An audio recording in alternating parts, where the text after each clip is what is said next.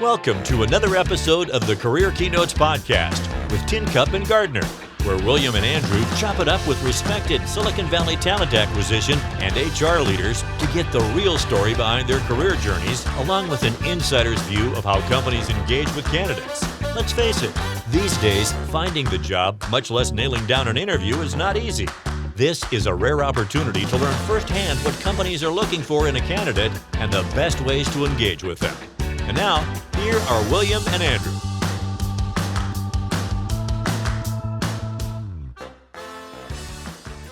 Well, hello again, everybody, and welcome to the show. Producer Bev, good to see you. William, really good to see you. And I am very excited about today's guest because I've been chasing after him for a while to get him on the show. And as I always say, you can run, but you're just going to get tired. So without further ado, I'd like to introduce to you today's guest, Amit. And Amit, I, as you know, tend to speak in hyperbole and effusivity, if that's even a word. So again, welcome to the show. And would you mind just taking 2 minutes and kind of giving the audience some insight into, at a high level, who you are and what you're all about? Absolutely. Andrew, first of all, thank you so much for having me on this show. I'm happy to share any knowledge I have and as well as maybe poke holes in knowledge I don't have. Anyway, my name is Amit. I'm the global head of talent at Couchbase currently, but my history has been full of more than that. I have a background that spans from dance performance to musical theater. I was an attorney for several years. I moved into executive coaching as well as corporate mediation and development. But then when I found my way into talent, I really found a home. Not only because I was able to engage with the people around me in a way that I found so just qualitatively wonderful, right? But I also felt that everything I'd been doing in my life, whether performance, whether legal, whether coaching, it all fed into this. The idea of helping someone through their journey where they are taking steps that not only define themselves to the world, you look at a resume and that's how you put yourself out there, but also helps define how they engage with the world, their friends, their family, themselves. It's incredibly empowering, not only for them, but also for me. So that's what I do. I lead a team that finds jobs for people globally for my company, and I look forward to doing this for the foreseeable future. So, Andrew, you want to start? I just want to say I didn't know you were an attorney. I should know that, and I'm very fond of you, and mostly for everything you just said. I think a lot of people get into TA candidly because it's a very lucrative business, and it's a noble endeavor, but I've always admired your passion around diversity and serving the people. And that's something I find incredibly striking. So I will go, sorry, William, I didn't mean to cut you off. So it's okay. Amit, it's $1 million question. We hit it in every show. So let's just, take the gloves off. Mm-hmm. Why? No one says, when I grow up, I'm going to be a head of TA. They kind of fall into it. And I'm never not amazed at the journey. Was there any intention there? Did it just happen? I mean, from the dance floor to the boardroom, I just would love. Which is a different dance floor. Let's be honest. I know it is. It's all performance. It's all performance. It's a great question. And it's something that I've thought about a lot, not only because okay, it's good to get my arms around what my own story is, but so many people questioned it, right? One thing that I've learned over the course of my entire career is that at no point early in your career can you say, okay, that is my dream job. Like in 20 years, I want to be doing X. Because in truth, you don't know enough about that role to say, this is the culmination of everything I want to be, I want to do. I think Adam Grant actually had this theory, although I feel like I originated it in my head, I just didn't tell anyone, that, when you start your career, you start like putting the building blocks together. You want to learn as much as you can about something that you're interested in. And then at a certain point, you're sort of done learning about that and you make a little switch, right? It could mean that you like down level level yourself in the eyes of the world, but at the end of the day, you're still moving forward, right? And then you learn as much as you can about this. And then maybe you want to switch jobs and learn as much as you can about this. At the end of a certain amount of time, you become uniquely qualified for something that turns into your dream job, something that you didn't even think about before. And in that case, that's exactly what this head of TA role is all about for me. When I was an attorney, actually backing up, like when I was in high school, when I was in college, I was used to, I don't want to say being the best, but I was used to like trying to be the best, whether that was possible or not. I liked trying, I liked working hard, I liked achieving things. And I don't think that's necessarily an unusual thing. I think a lot of people are like that. But when I went to law school, and it has nothing to do with law school, it has to do with me. I was a proud graduate of Columbia Law School. I have friends who are doing amazing things around the world right now. But I remember a month in, I was like, this is not for me, but there was no way I was going to be a Columbia Law School dropout. There was no way. I ended up working at a good law firm where I was, meeting standards, and that's fine. But I had almost given up on this idea of being excellent. However, in short order, I was a corporate attorney. I did mergers and acquisitions and structured finance. And I was brought into a few deals, maybe a year in, where I had to do some due diligence and figure out where there was additional value within these organizations that were entering into these deals. Otherwise, they would end up falling apart. So I started talking to people, and I realized some unstated value within these deals was the value of transitioning employees, right? Employees that were transitioning from one role to a new role within the new organization. And that wasn't being accounted for at all. Now, while at the end of the day, it wasn't like a huge change in the financials, it wasn't enough for shareholders to get on board, right? We are literally creating value from nothing when we create this new company, because these people are aligned to what that mission and their values actually aligned to that as well. So that I felt myself becoming refreshed. I felt myself coming back. I felt those conversations were of value. And over the next several years, I partnered with an organization called the Fleischman Group, and I actually had my own company where I focus on executive coaching as well as corporate mediation, finding opportunities to create value in the middle. Right. But over time, to be honest, I realized I'm not a solo entrepreneur. I'm not. I don't want to keep marketing for myself. I don't want to keep doing business development. 100% of my conversations can't be about the work that I do. I am so much more than that. And so I had to think critically about, okay, I feel like I'm moving forward in my legal career. Is this what's important to me? No, being a part of an organization that cares about people is important to me. Being a part of an organization where I can help people set their sights on the future, that's important to me. And so at that point, I started to put kind of feelers out for companies that had strong culture where I could help develop that. And in truth, I didn't even think about recruiting until I joined that company. I was put sort of in a rotation in that organization, and suddenly everything clicked. Everything clicked. I came in at like a manager level, but at that it was, sort of a mid-level recruiter. But every conversation I had, whether it was a conversation where I was learning something or I was imparting knowledge, I was coaching, etc., everything was something that I wanted to be excellent at again. And that's where I am, where I've now kind of parlayed all of that experience into, growing my recruiting career at Medallia and then joining Couchbase as the head of talent 3 years ago. So you mentioned story. So I want to start there. Mm-hmm. How often do you go and revise your own story? Mm-hmm. Mm-hmm.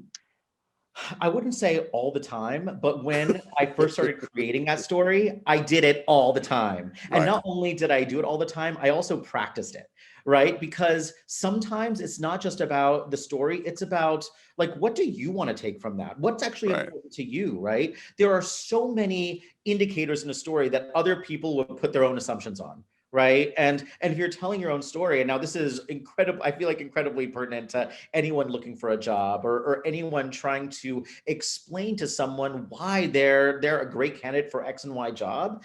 It's believing that story yourself and understanding that everything you did has value. Right. It's very, So very, very, very much out of Buddhism. Mhm. Actually, you've got to be able to internalize it and see it yourself, and then be able to express it. So Exactly. very cool. Very Yeah. cool. Andrew, I know you got a question. No, These guys a font of, and I just the law school thing. We should pause there. I don't know about you guys, but if I did something for, I mean, how long did it take you? 4 years, 7 years? It was a 3-year. Okay, but there's this great parable about, so let's say, so people are in, to your point, they're in there, I'm going to school for this, I'm not going to not do it. Like I signed up for it, I'm going to see it through. And I'm never not amazed when people are in a role or a vocation or a situation. It's not so much that it's untenable, but it's not working, and they don't pull the ripcord. And the guy's metaphor was, hey, Amit, if you were on a plane going from the Bay Area to New York, and halfway across, halfway out on the flight, they said, hey, the plane's going down. Are you gonna not hit the parachute and jump off, or you're just gonna on?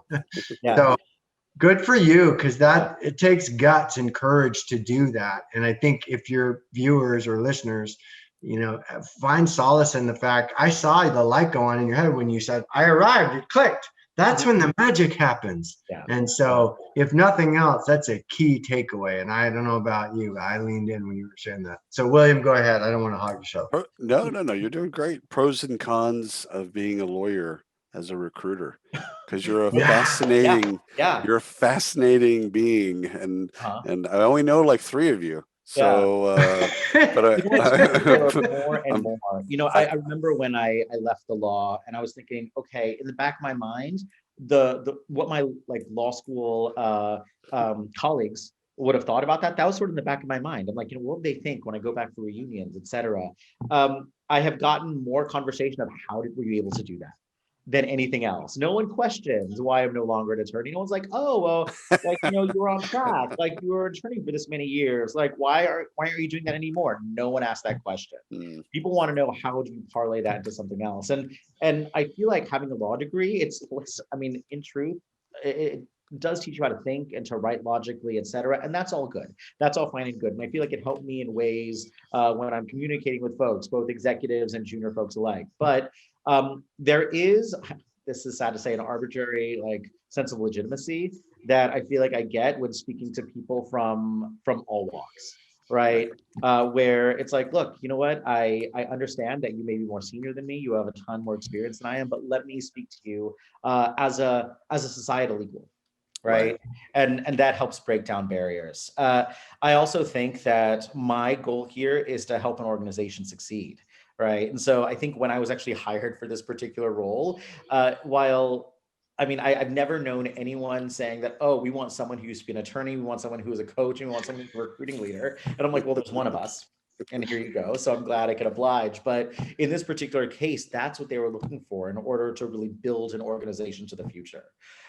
So I think that's also what's useful. I think the final thing, and this is part and parcel of being an attorney, is asking questions, right? Asking questions and digging deep to understand, because at the end of the day, being a lawyer, it's about teaching someone how to find the information you need, right? It's not about having all the information in your head. It's about understanding you have resources, go find that and use your logic to come to a conclusion.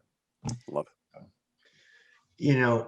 If I went to Columbia Law School and graduated, I'd have about 12 hoodies, and my diploma would be right here, and I'd have a couple of hats, and I did not know that. So did you just answer, William? Was that your question? How did being an attorney, what are the transferable skills? And that's what you just answered. Anything else there anything that it hasn't helped you with? Because I have to imagine it's been nothing but puppies and rainbow. I mean, really, the negotiation, asking questions, analytically looking at things, making decisions. Those are all very helpful skills. Yeah. One thing, nothing has worked against me. Right. Sure, I think some people have assumptions of what I like to do and the kind of conversations I want to have, but that is very quickly dispelled after 3 seconds of having a chat with me. So. When they quote some type of when they quote a case, and you're like, we're done. Good for you. I'm glad for that. So, you obviously made the right choice, and you found your place, and that's so cool, because that's when the magic happens for me, when you meet someone like you. I know I'm very fond of you, but you're always alive, you're always eager to help. How can I, and it's a real asset, particularly if you're an evangelist for a company and you're responsible for developing culture and inspiring people and leading people. What's the hardest thing about being a TA leader in your mind? Great question. That is a good question. What is the hardest thing? You know what? I don't actually think anything is difficult, because I'm in that frame of mind of everything is achievable. Right? Remember how I, like, back when I was like, you know what, even if I can't actually achieve it, I feel like I can, because I feel like I'm in my flow here. Now, I'm not saying there aren't things that are definitely not achievable. There are things that I found to be a bit challenging, right? In terms of really narrowing in on the metrics that matter for my audience, because not only am I trying to, lead my team and have them hire for the organization, I'm also understanding what the overall strategic priorities of my business are. Right. And I'm trying to think forward in terms of, okay, it's not just about filling this role. It's about making sure that we have the capacities internally in order to do X, Y, and Z. And so sometimes it's easy to get drawn into the day-to-day, talking to candidates, getting that excitement going, but also making sure that my North Star continues to be my North Star. So that can be a challenge sometimes, but again, it's something that I'm excited to continue learning about. I think far too often people make this comparison of, oh, you know what, it's not a sprint, it's a marathon, whatever. I think it's something more than that. It's ongoing. It's ongoing. Right. Never ends. You're never going to stop, and that's okay. Yeah. Yeah. It's a hamster wheel, and that's and it's a good hamster wheel. It's a hamster wheel we all love. It's hard helping. So the bit that folks will always be curious about is global, because it's in your title. Yeah. And so you've obviously thought global for a long time. What's the toughest part about global recruiting that maybe folks don't think about on a day-to-day basis? Yeah, it's very easy to rush past cultural norms within different environments and assume that the way that we need to hire and push forward and negotiate and all that is going to be the same across the board. Even though if you just put a little bit of thought and you're like, okay, well, the way we communicate in India and the way we communicate in the UK and the way we communicate in the US is not going to be the same. The goals are the same, right? But the way we communicate and talk through that might not be the same. Hand in hand with that, when we're a global organization, sometimes there are hiring managers or leaders that are not in the same place as places we're hiring for. And so sometimes the communication in terms of what's important and what's not can kind of, they're like ships in the night a little bit. And so taking a moment, pausing, deeply understanding what's important culturally from country to country to country, and not feeling like to rush forward in a hire because time is of the essence. That is what's most important, because the way you start a relationship with a new hire, the way you start that conversation, it's more far reaching than just the person in role. It's also how you build brand in that environment and how people end up speaking of your company in that place when you're not there. So taking the time to understand it and to attribute value to it. I think that's another thing, as opposed to being like, oh, well, we're going to do it this way. That's not helpful to anybody. Producer Bev, you always ask really good questions. Before I ask my next one, do you have a question? I don't have a question. Just a couple comments. You are a dance attorney, executive coach. That's a hard costume to design. But, you said something about reassessing a merger or the value of a certain organization, and you use the humans and their achievements and their accession to things as part of that capital. And I thought that was outstanding. Oh, I appreciate that. I haven't got to a question yet. Well, I appreciate it. And it's something that, no matter how much we talk about money, we're talking about how this money impacts people, right? And we need to get back to the humanity of things more than I think we do. I think it's because humans are inherently more difficult to understand than numbers.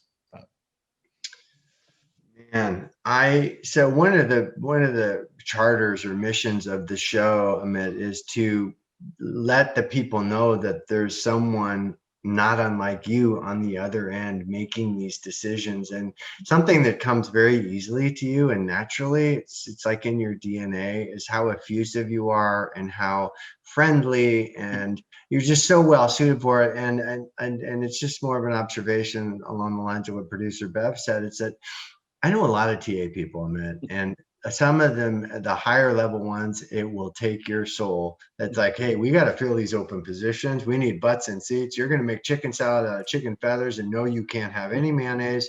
You know, when I say jump, you say when can I come down? And I've never seen you. I've never talked to you when you're and maybe your back's against the wall and I don't know it. But so that's a very nice way of buttering you up for my question. And that is, well, we'll come back. How do you do it? But that's not the question. The question is knowing everything you know. If you could, this is one of your questions, William, and I love it.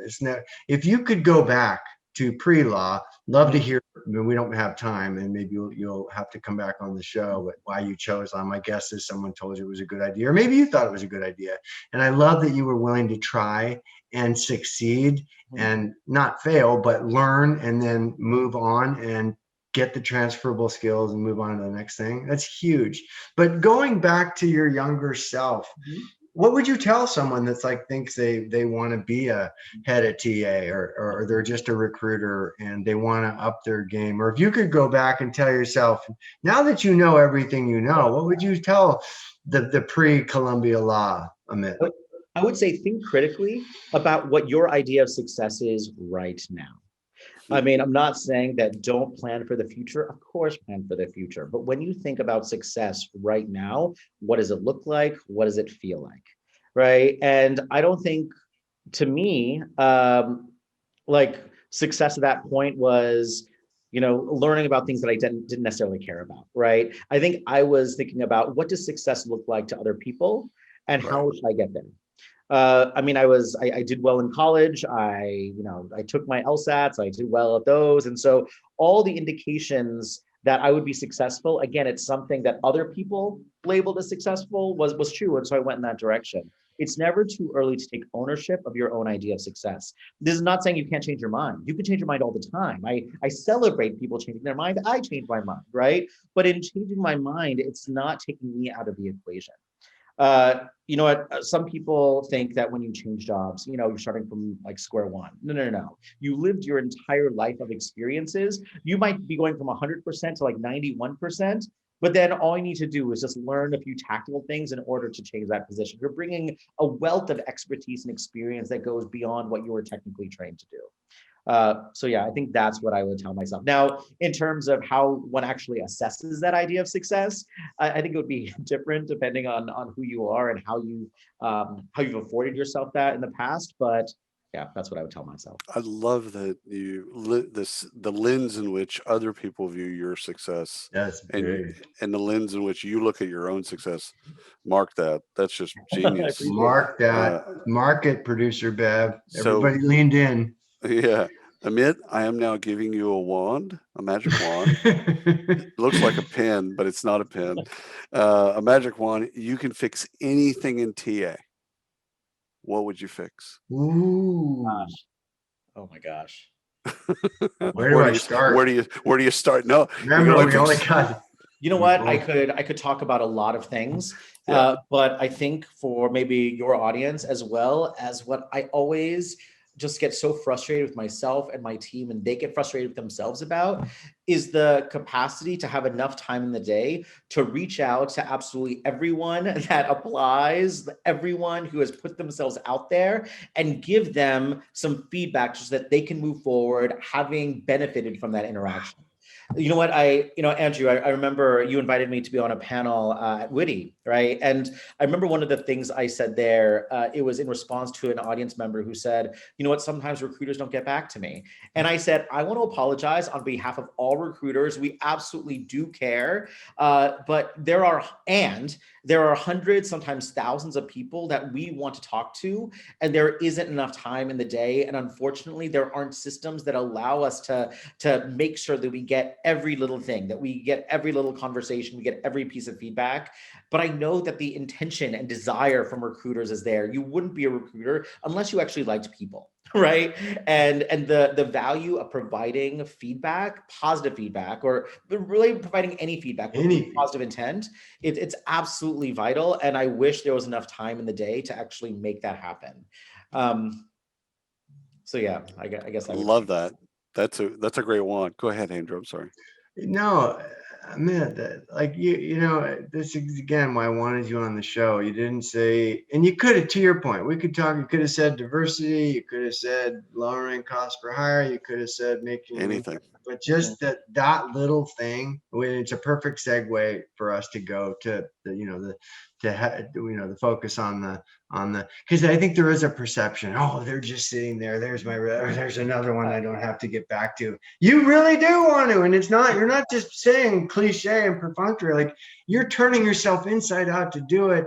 And we all know candidate experience is a bone of contention and is systemically flawed, and that probably keeps you up at night. I mean, it flies in the face of every moral fiber in your body. It's so obvious to me as the nose on your face, and that's a good thing to want to fix. So good for you. So let's pivot and say, okay, so that's a great way to start. There is a perception that people aren't. I always tell people, hey, being good at getting a job isn't something you want to be good at. Just isn't. It's like being good at dating. You don't want to be good at dating. You just want a girlfriend. And a lot of times people they don't in school. Like you made some good comments earlier that kind of got my mind going about, I really don't care if George Washington's teeth were made out of wood. I would really much have preferred if someone had taught me how to advocate for myself, or to how to become more self-aware and choose what brings me joy and not worry so much about, that you reminded me, it's that old expression, I'm not who I think I am. I'm not who you think I am. I am who I think you think I am. And to extricate yourself from that equation and say, you know what? I want to be a dancer, or I want to be, and maybe I don't, but I want to at least try and see if I can do it. And if I can't, then maybe I have a higher calling. But anyway, so it's not the Andrew Gardiner show. So what feedback do you have for people that are discouraged? There's all this emphasis on tricking out your LinkedIn profile and dressing for success. And now with COVID, it's so hard for candidates to get traction. I often heard it said, you're not a career counselor. Actually, you are. I know you. You probably will career coach anybody that gets you on the phone or engages with you. But what kind of feedback or guidance do you have for someone that's struggling to get traction with a company, or even to get their search started, or any sort of success? Well, I have several tactical things that I can say that would definitely, I think, help anybody.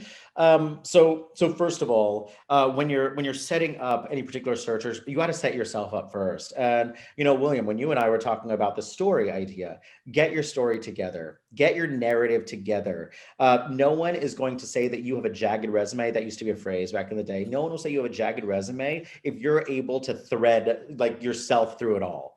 Right. And do it in an authentic way. So first of all, do that, because if you don't doubt your story, no one else will either. Right.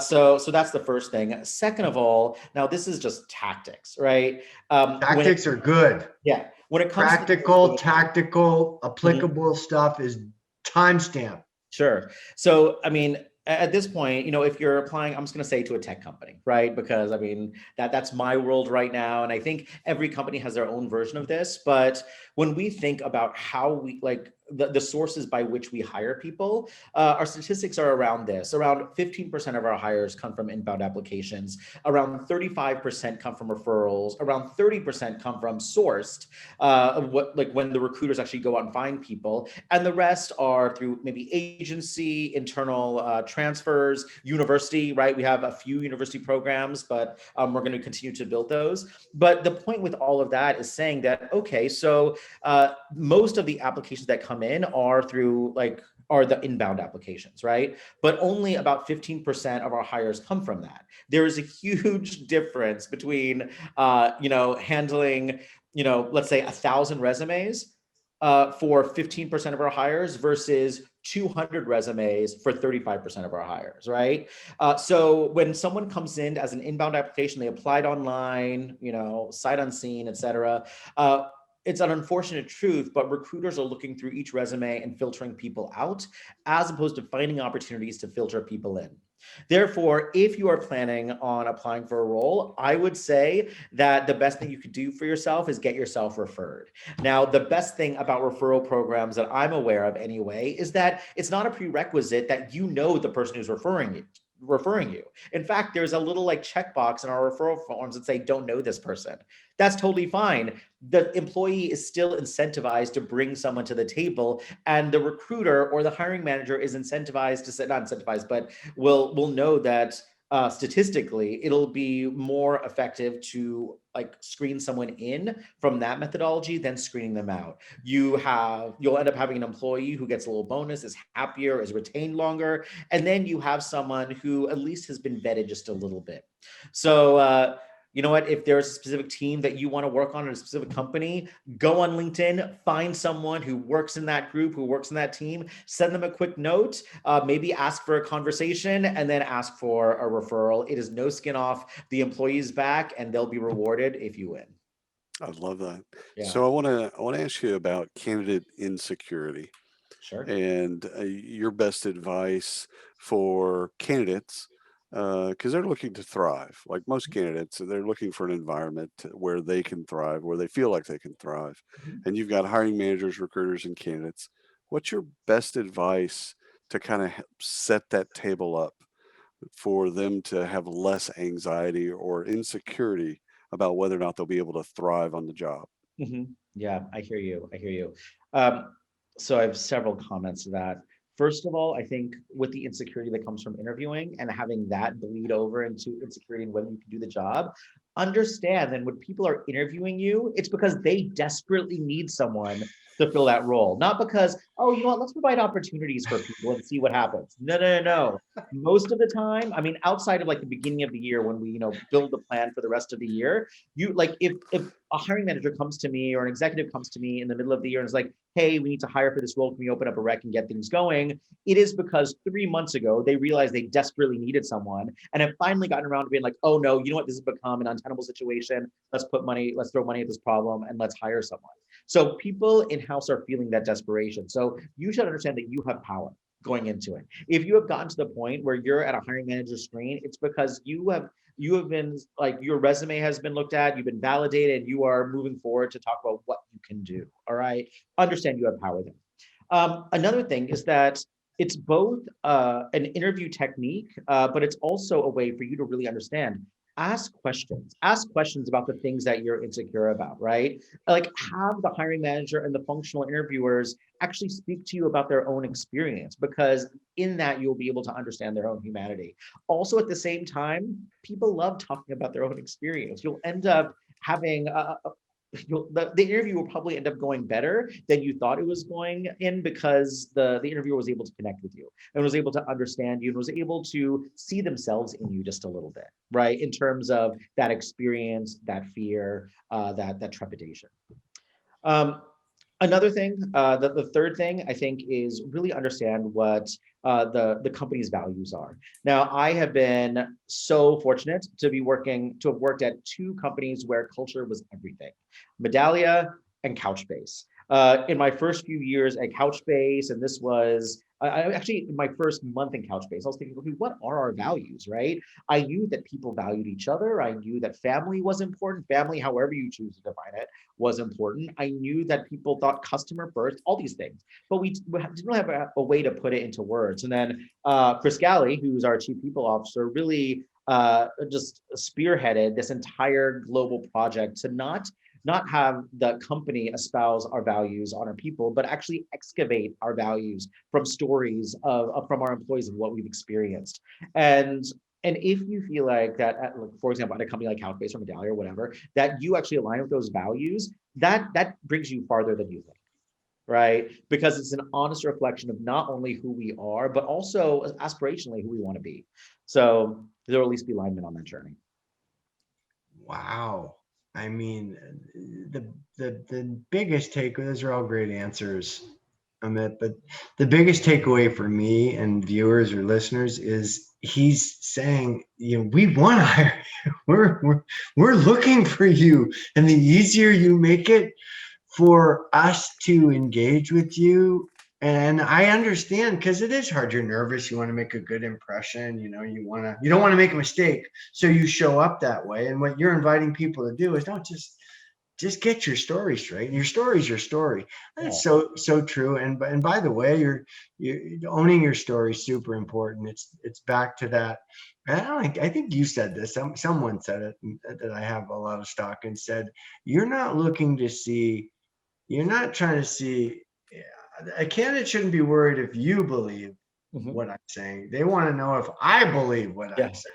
That's what they're looking for. And to your point, William, that's if you're nervous or anxious, and that's okay. Nervous is okay. But if you got your story straight and you've done your homework, like Amit said, okay, producer Bev, any questions yet? Yeah, I did have a question. You were talking a couple steps ago about feedback. And back when I was interviewing people, feedback, you were not allowed to say anything to anyone. It was, we're in California, we're in a litigious environment. You can't say boo. We've gone with another selection. Yeah. Do you feel that the world is more open to expressing feedback now, or is it still kind of tight? I do feel that it's more open. However, companies are going to have different levels of comfort when it comes to risk. Right. I think that part of this idea of giving and receiving feedback with positive intent, I used to work at a company that was literally a feedback tool. Right. So it's hard to be in a company, not say that, okay, feedback is important. We have to be mobilized to actually give and receive that feedback. When I joined Couchbase, I took that perspective and put it into play, right? That being said, this also goes hand in hand with how we choose to interview, right? If people are interviewing in a really unstructured way, then it allows for biased feedback. It allows for bias to actually play a big part in that. And it comes to a point where, the interviewers are not comfortable with the feedback being shared. However, when you move closer and closer to a structured interview form where we understand what we're asking and why we're asking it, we know what a good answer is and a bad answer is. We know when we want to dive in and go 2, 3, 4 levels deep, then feedback becomes a part of the conversation. Feedback is just the next step. After you have that chat, it's like, well, let me circle up with you with the feedback from the conversation. The competencies that we were assessing were X, Y, and Z. Here's how you were able to score across the board with each one, and here's why. The thing is that, like, when you get feedback about your personhood, right? About your humanity, about your clothing choices, about the tone of your voice. Like when you get, okay, that's irresponsible and ridiculous, right? But the feedback needs to be about what you say, not about the perception of what that meant, but actually what you said. And you need to make sure that there is a reason why, like, they have the right to give that feedback. It's in the job description, it is in the overall assumptions of what the role is, etc. But yeah, the closer we get to structured interviewing, and I'm not saying that we're 100% of the way there, I'd say we're like about 60% of the way there, but for the roles where there is structured interviewing, feedback is a cinch. Feedback is a cinch. That's just, again, you say it like 2 + 2 is 4. And even I'm kind of like, wow. Well, feedback's so important. And listen, I love feedback so long as it's positive, right? But I've learned over that it's like, I love surprises unless they're not good. And Andrew, we're the exact opposite. And I didn't realize that until just now, because feedback only comes in one of 4 ways. It's either solicited or not solicited. It's either positive or negative. So you can make a BCG 2x2 out of feedback relatively easy. Nice. I only appreciate solicited negative feedback. Like constructive. But if someone tells me like, oh, hey, you did a great job, I'm like, No, but it actually grates on me. So positive, I just wanted to stop down because it is actually kind of funny to think about, because you made fun of that. You like positive feedback, and I know that you like all kinds of feedback. But anyhow, well, and to Amit's point, it's like feedback. As long as, listen, if let's say I did an interview with you, and this happens all the time, and I really want the job, and intrinsically, it's not a good fit for whatever reason. And you don't want to hurt my feelings. And so you say, whatever you say. But if you frame it contextually in a structured way, if you've got your interviewing situation figured out, and you do, by the way, are a lot farther along than a lot of companies that I work with, it helps. Then maybe I didn't get the job, and maybe, you know what, maybe it did me a favor. But people, including yours truly, know sometimes it's God's ultimate protection. But if I learned something or there's a takeaway, so that was a good question, Producer Bev. Okay, so listen, as always, we're up against it, and I have a million more questions, so we're gonna have you back. Just quickly, we did a lot on the do's. Any don'ts that come to mind that are just deal killers for you or your interviewing style? Everyone likes to say, what's your out question? Like, Producer Bev says, what's your favorite super friend? No, it's not. You know what? My best advice is don't be a jerk. Don't be a jerk. You're gonna engage. You're gonna engage with a bunch of people throughout the business, and before you're hired, every little bit of it is part of the interview process. The only asterisks I want to put to that, Amit, is Wall Street and Amazon. Oh, got it. my bad. Oh no, fair enough. But one of not only my company's like basic tenant is be a good human always. And I feel like that should be all of our basic tenets, right? But being a good human is also about recognizing humanity in others. And if I'm ever around someone who does not respect that humanity in others, no matter how junior or how senior someone is, I know, I mean, they're an instant no. They're an instant fit. So two quick hitters real quick. Favorite question from a candidate and your personal interview fail story. God. Okay. Favorite question from a candidate? Yes. You know what? Gosh. No, this is a tough one because I feel like I've gotten several really good and insightful ones, but I always appreciate when a candidate's trying to close me. Yes. Right. I always appreciate where at the end they're like, so one more questions. Not necessarily how did I do, but like after this conversation, I mean, are there do you have any hesitation? I love that. Forward, I love that. Such a great sentiment. You're absolutely right.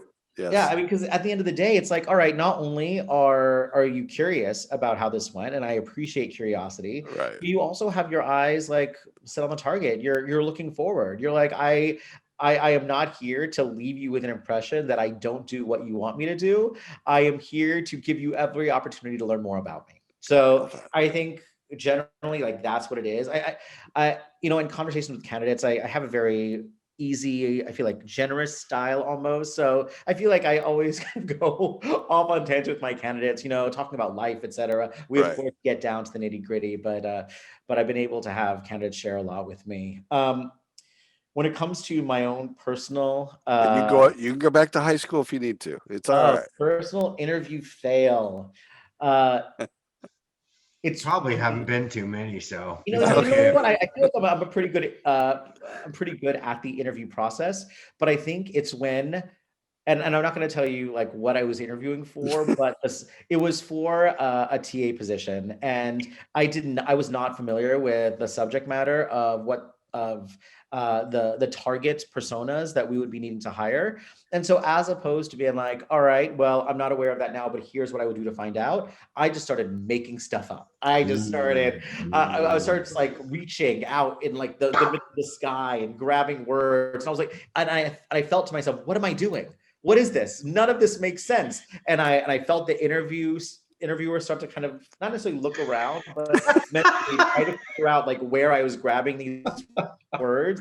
And at a certain point, I was like, I think that's it. And I think I ended the conversation shortly thereafter. And I was like, you know what? I thank you for your time. And then later on, I said, I don't think they should trust me to work for them. And I don't think that this is the way that I would want to start any engagement. Right. So let me just cut and run right now. And I'm going to try it over again. It was not the best. It is totally okay to not know things, Totally okay. It is. Yeah. In fact, you know what?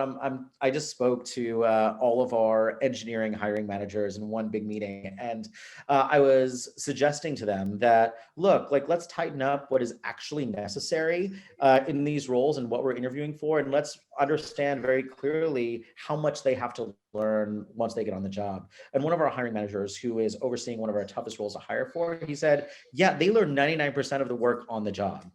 And at that point I said, okay, well, the fact that someone doesn't know something shouldn't be a problem, as long as there's been evidence of them learning something, newly learning something, and then applying those learnings in short order.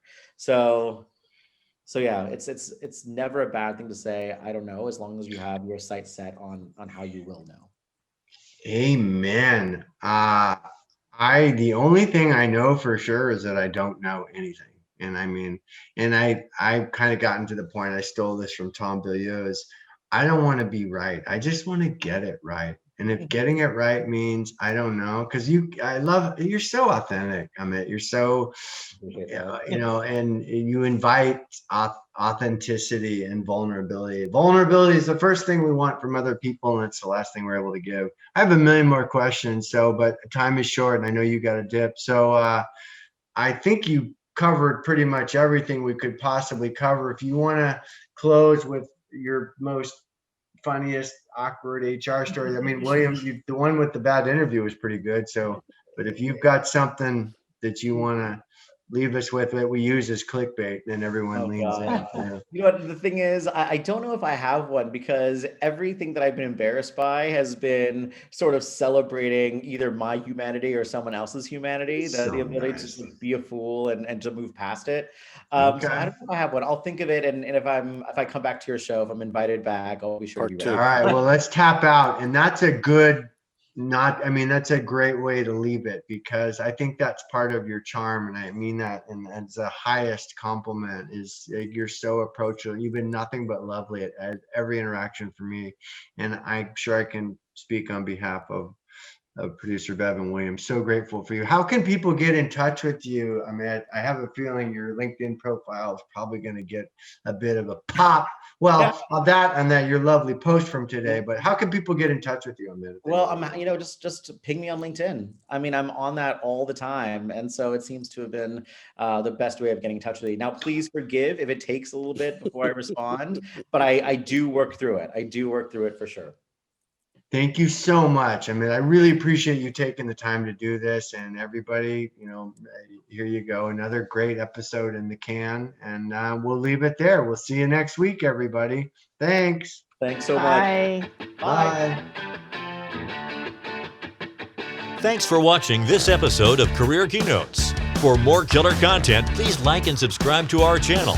We welcome all comments and questions and are grateful for any input regarding future content, topics, and guests.